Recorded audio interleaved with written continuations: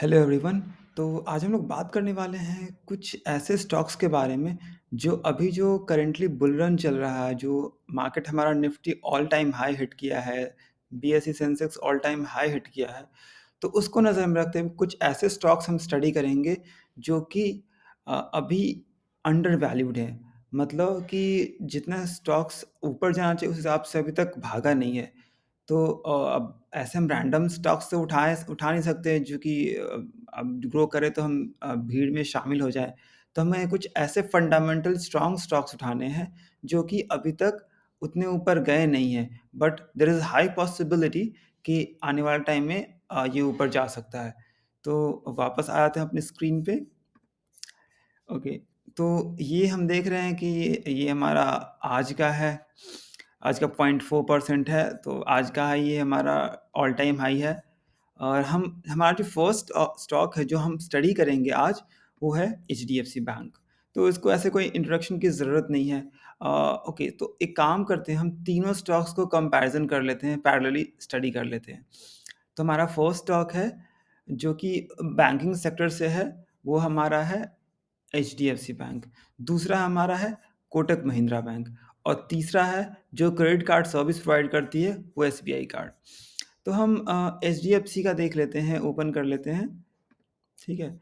और साथ में कोटक महिंद्रा का, ताकि हम कंपैरिज़न कर सकते हैं, ठीक है? तो यहाँ पे हम देख रहे हैं कार है 19% है और ये इसका कार 23% है। इसका नेट इंटरेस्ट मार्जिन है 5%, इसका है 4.2। और ग्रॉस एनपीए की बात करें तो 1.17 और कोटक की बात करें तो 2.3%। और यही हमारा नेट एनपीए 0.6% कोटक का है और एचडीएफसी का है 0.3%, जो कि बैंकिंग सेक्टर के हिसाब से काफ़ी डिसेंट सा डिटेल्स नज़र आ रहा है। I mean gross NPA, net NPA. अगर कासा की बात करें, कितने लोगों का पैसा, जो टोटल पैसा है, कितना कासा के थ्रू आ रहा है, I mean current account, saving account के थ्रू आ रहा है, जो कि कोटक महिंद्रा बैंक के केस में दिख रहा है हमें 58%, जो कि काफ़ी डिसेंट है। आई गेस शायद ही किसी का होगा कि इतना डिसेंट सा होगा। अगर हम एचडीएफसी की बात करें तो वो हमारा 46%। ये भी काफ़ी डिसेंट कासा रेशियो है अगर हम बैंकिंग की बात करें तो। अगर हम कॉस्ट टू इनकम की बात करें तो वो 38% है और यहाँ पे तो डिटेल्स हमारे पास है नहीं, बट कॉस्ट टू इनकम मतलब कि जो बैंक को रन करने के लिए कितना इन्वेस्टमेंट चाहिए, कितने एक्सपेंसेस करने होते हैं, तो वो होता है।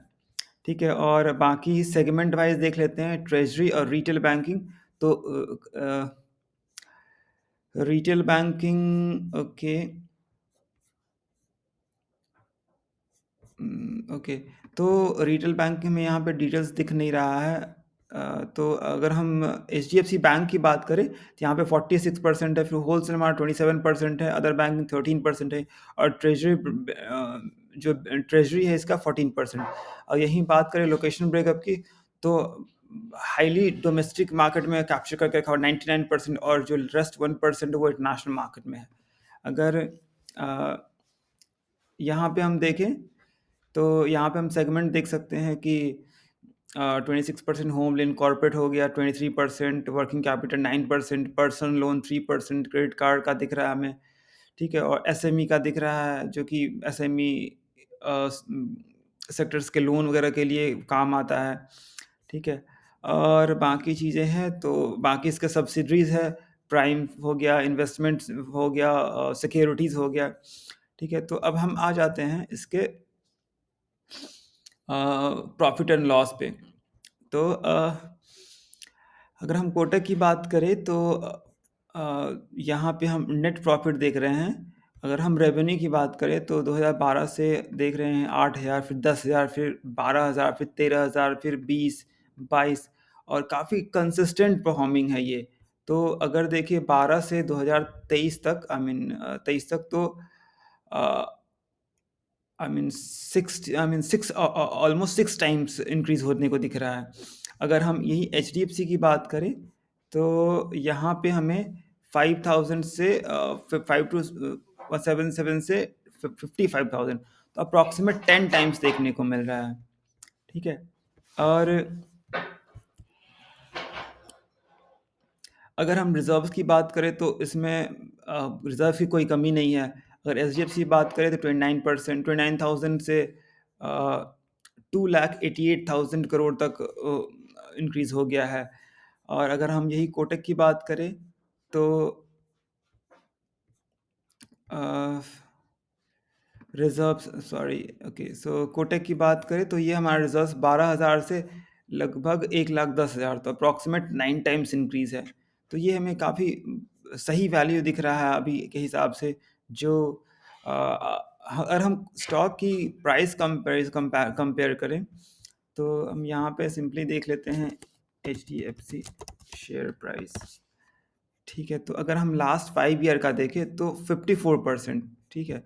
अगर हम प्रॉफ़िट की बात करें एचडीएफसी का लास्ट 5 ईयर की, तो हम 23 चल रहा है, हम 18 से देख लें तो 28। तो 28 से प्रॉफ़िट हमारा ऑलमोस्ट डबल हो चुका है, more than double in fact अगर हम बोलेंगे तो। ठीक है, तो 18 से ओके मोर देन डबल। अगर उसके हिसाब से प्राइस की बात करें तो 50% ही 54% आई मीन आधा ही इंक्रीज़ हुआ है। तो ये इतना और इंक्रीज़ हो सकता है अगर हम आने वाले टाइम में हमारा बुल रन में हमारा इंक्रीज़ होता है तो, जो कि हाईली पॉसिबल है। अगर हम वही कोटक की बात करें तो इसका भी सिमिलर स्टोरी है। अगर हम नेट प्रॉफ़िट पे जाएँ, पीएनएल पे ओपन कर लेते हैं, तो लास्ट 5 ईयर की देखें तो 18 से 6,000 से approximate 3 times I mean less than 2 I mean 2.5 2.7 times के अराउंड है। अगर इसका हम प्राइस ओपन करें कोटक तो इसका भी सिमिलर स्टोरी, इसका तो और कम है 42% ही है। तो अगर हम प्रॉफ़िट देखें तो अगर हमारा प्रॉफ़िट हो रहा है इंक्रीज़ हो रहा है 3 टाइम्स से, रेवेन्यू हो रहा है इंक्रीज़ उसी रेशियो से और अ, ओके तो प्रॉफ़िट और रेवेन्यू हमारा सेम रेशियो से इंक्रीज़ हो रहा है और तो कोई रीज़न नहीं बनता है कि हमारा सिमिलर रेशियो में स्टॉक प्राइस ना बढ़े। हाँ, ये है कि कभी-कभी टाइम लग जाता है क्योंकि जो स्टॉक प्राइस काफ़ी मतलब बाई और सेल डिपेंड करता है, कितने लोग बाई कर रहे हैं, कितने से सेल कर रहे हैं और कितना ज़्यादा एक्टिविटी है और कितने लोग इंटरेस्ट शो कर रहे हैं उस स्टॉक में। तो हाँ, एट द एंड जो है वो हमारा उसको जस्टिफ़ाई करेगा ही। तो उस हिसाब से देखें तो ये दोनों स्टॉक्स काफ़ी अंडर वैल्यूड है based upon its market cap, it's revenue it's net profit, ठीक है? और जो हमारा थर्ड स्टॉक है वो हमारा एसबीआई कार्ड है। तो अगर एसबीआई कार्ड की बात करें तो ये अकेला ऐसा एंटिटी है जो कि डायरेक्टली लिस्टेड है स्टॉक मार्केट में। अगर हम बाकी कार्ड्स की बात करें तो वो एक बैंकिंग सेगमेंट में ही आता है। लेकिन एसबीआई में ऐसा नहीं है, इसने एसबीआई कार्ड को सेग्रीगेट करके रखा हुआ है। अब रीज़न भी ये है कि अगर बैंकिंग अब एसबीआई बहुत लोगों को लोन देती है, कॉर्पोरेट्स इतने सारे फ्रॉड्स होते हैं, तो इससे क्या होगा एसबीआई कार्ड का ऑपरेशन इम्पैक्ट नहीं होगा। ठीक है, तो अब हम आ जाते हैं इसके पीएनएल प्रॉफिट एंड लॉस पे। अगर हम लास्ट 5 इयर्स का डेटा देखें तो 18 से 601 और जो कि अब हो गया 23, तो more than I mean approximate 4 times हम देख रहे हैं कि अप्रॉक्सिमेट 4 टाइम्स इंक्रीज़ है अगर लास्ट 5 ईयर की बात करें तो। अगर यही हम SBI card share price check करें तो इतना टाइम तो आई गेस हुआ नहीं है लिस्ट हुए, ये हुआ था 2020 में। तो उस अभी देखें तो टॉप से 27.32% ही हमारा देखने को मिल रहा है। अगर हमारा इसका बॉटम भी उठा लें तो बॉटम के हिसाब से ही 45% ही है। अगर हम ऑपरेशंस की बात करें नेट प्रॉफिट तो अप्रॉक्सिमेट 4 टाइम्स इंक्रीज़ हो गया और उस रेशियो में इसका प्राइस बढ़ा नहीं। तो ये भी एक हाई पॉसिबिलिटी है कि आने वाले टाइम में इसका शेयर प्राइस बढ़ सकता है कंसिडरेबल अमाउंट से। सो ऑल्दो ये बाय रिकमेंडेशन नहीं है बट बेस्ड ऑन एनालिसिस सो ये आने वाले टाइम में ऊपर जा सकता है। तो that's my study. So thank you so much for watching, that's it for now.